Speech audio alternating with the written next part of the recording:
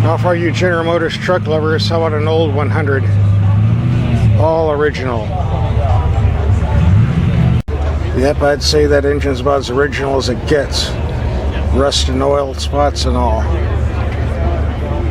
Ooh, a little bit of rust. Love that complicated, sophisticated fuel injection system. Yeah, I know it's not. And a brand new Everstart battery, probably the newest thing in here in the past 20 years. Yep, they don't make them like this anymore. In this video, we're going to be driving the 2015 GMC Canyon pickup truck, which is also pretty much the same thing as the Chevy Colorado. A bit difference in styling and a few bucks in price.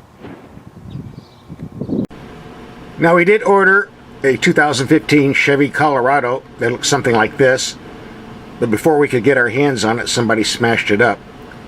So instead of both trucks, now we're limited to just the GMC. However, aside from the outside styling, they're pretty much the same truck. So what applies to the GMC Canyon applies to the Chevy Colorado, and vice versa. Now if you're thinking about buying one of these, there are 4 things you need to know first. 4 things that you probably will not see in the other YouTube videos that people do, which are mainly more advertising shill pieces than actual reviews. And I'm going to cover that in a few minutes. But first, a close look at the truck itself. Now, I'm a big fan of the Nissan Toyota compact trucks, but the fact is, while they are very reliable, they just aren't sexy looking. Actually kind of dull. Not a problem here. This GMC Canyon is a great looking truck. Looks like the big full-size rigs GMC makes. Now from the side, most of these pickup trucks do look alike. Some radical difference here. But you know it's a GMC because they have that big GMC lettering on the back and big Canyon lettering on the back. You won't mistake this for a Toyota, that's for sure. Now usually when GMC or Chevrolet send me a truck, it's loaded up with everything. In this case, everything on a GMC Canyon would be around $40,000. Getting a basic work truck with just a basic engine and a stick is almost impossible. But I lucked out here because that's exactly what we have. No leather trim, no sunroof, no navigation, no rocket launchers, just a simple basic truck. With a 4-cylinder engine, a manual shifter, and the price is right, starting around $22,000, and with a bed liner and radio, we end up around $25,000. Even the bellhop at the local Hilton can afford that. I'm told these big wheels and tires are standard on the extended cab. I didn't see an extra charge, so it must be true. Sure came in handy when hauling heavy loads. And since they gave me a spray and bed liner, I figured why not haul some wood. GMC and Chevy used to provide the old drop-in bed liners, which were horrible. They did protect against scratches, but allowed water to build up underneath and rust out the vehicle. If you know anyone that has the drop-in bed liners, they're called cheapskates. This is the only way to go. While GMC did a great job on the outside, the interior looks nice too. A very simple gauge cluster. Again, very simple, easy to use climate control system, the way it should be. Simple knobs and buttons for the radio system.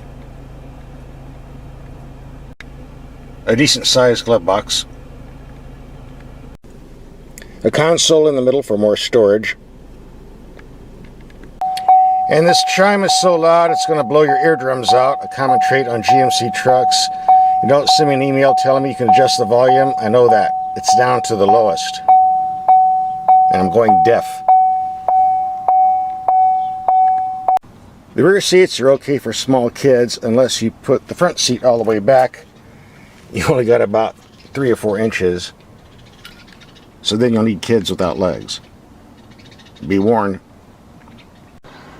Stupid bird's been talking to the other guy in the mirror all day. Hey, stupid!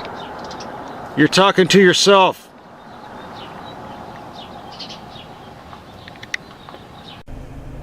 Just a minor gripe here. I'm glad to get a stripped work truck.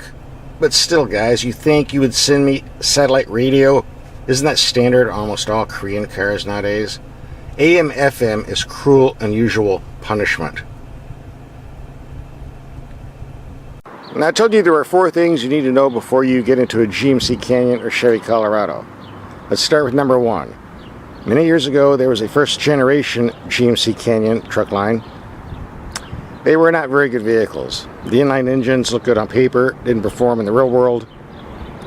They had very little towing capability, and they didn't hold up very well. A lot of people were not happy owning those.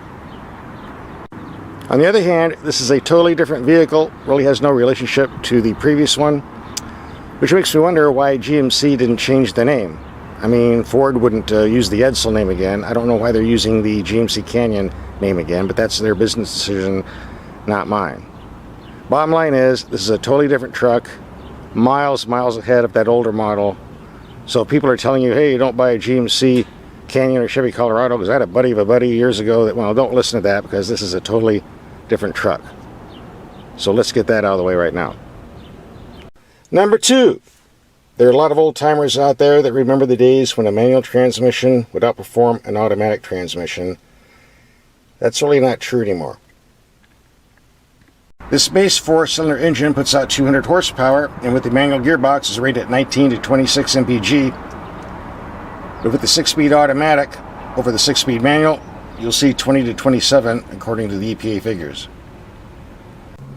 Also, the 6-speed automatic shifts a lot quicker than roaring through this thing, so it's a little bit quicker too. Now, I'm not saying don't get the manual transmission, because it does have one advantage.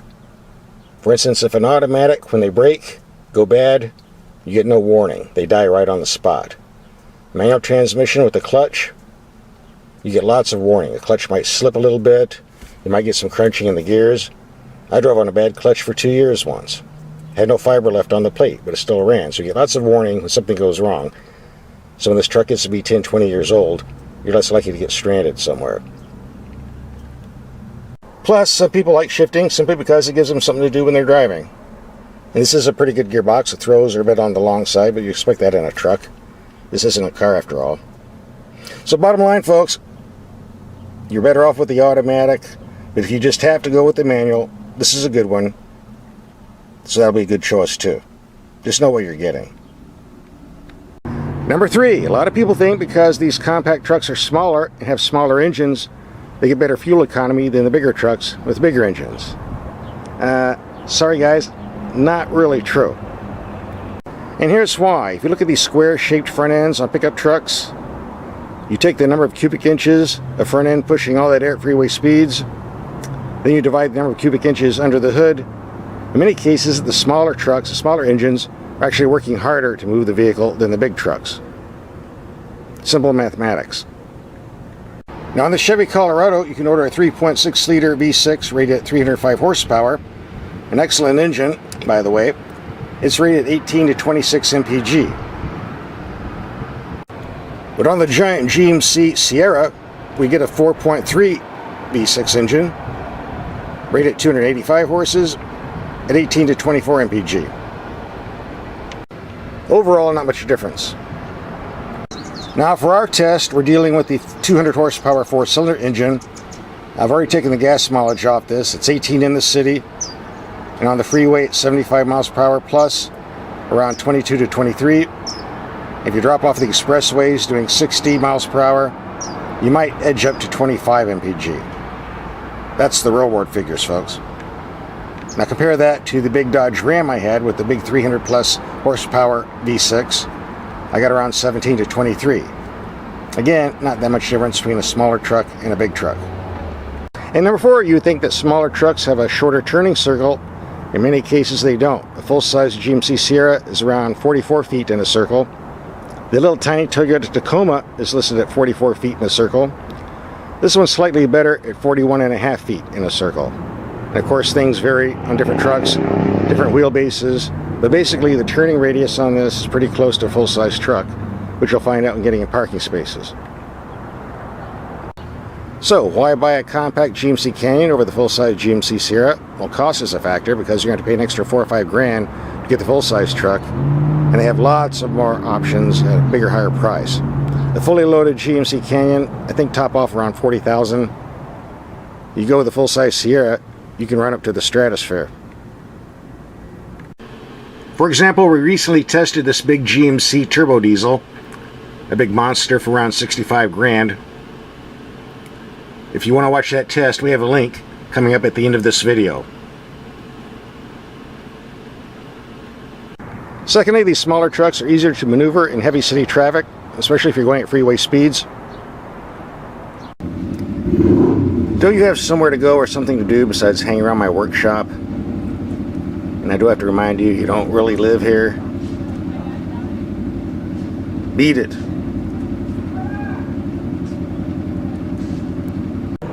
So far we've been driving in the daytime. Now we're going to take it out tonight and see how these headlights work. From a distance of 100 feet, here are the low beams. Adequate light, but a bit of a low cutoff. High beams, very good. Now we'll try a longer distance. From a distance of 300 feet, high beams, excellent light, really reaches out. Low beam, a little weak, but it still goes a good distance. More than adequate for city driving and country roads if you're not doing too fast. Overall, I give the headlight system very good plus, more than adequate. And another advantage of a narrow truck, for those who do four-wheeling, is you can drive down these narrow donkey trails without tearing down every bush in the county and tearing up your paint in the process. A big advantage over the full-size GMC Sierra series. Now, one thing I've noticed on these rough back roads is the truck bounces around quite a bit. And I suspect it has more to do with these large wheels and tires than the suspension itself. But that's not a problem because I was totally isolated from any vibrations inside the cab, which means we have a very, very strong body structure here, which is what we really are looking for. Even bouncing around in this cab all morning on these back roads, I found it very comfortable anyway, which means the engineers did a great job of putting together this truck. No rattles either. So I'm very impressed. By the way, in my field testing, I did find one major flaw in the cabin here, and that is the sun visors do fold down and over to the right, but they do not slide left and right, which leaves a big gap in the glass, which isn't very good when you have a big blob of sun coming in, and it's going to be 109 degrees today. This is baking my face. You would think as long as GM's making trucks, they would know better than this, because 99% of the vehicles on the road have sliding sun visors. This one got by somebody.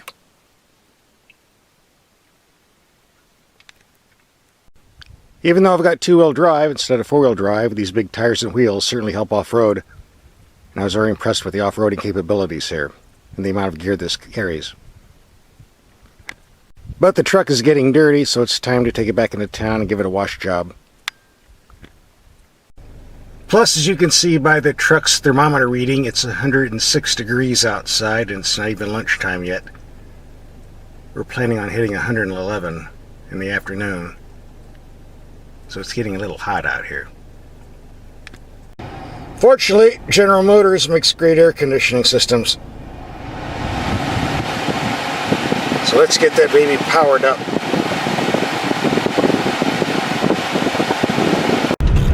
The stability on gravel roads and tight turn gravel roads is excellent, considering this is an extended cab.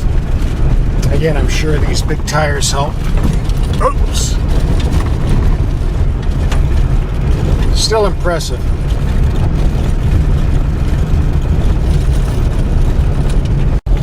Like I said before, the automatic transmission performs better than manual. Still, I'm having a blast with the 6-speed manual. It's great fun on these back roads. Brings back a lot of good memories from the old days.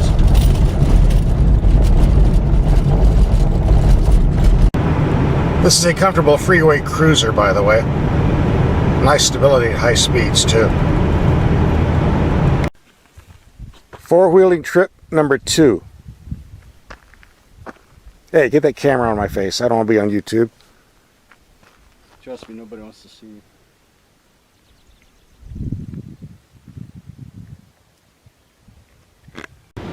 Okay guys, we're done with this drive test, and here's my take on the GMC Canyon and Chevy Colorado series. It's no secret I'm a fan of the compact Toyota Tacoma and Nissan Frontier pickup trucks. They're really nice vehicles, last a long time, but they're getting a little old and obsolete.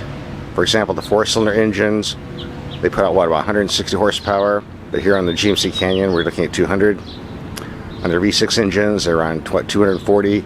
Here we got over 300 on the V6.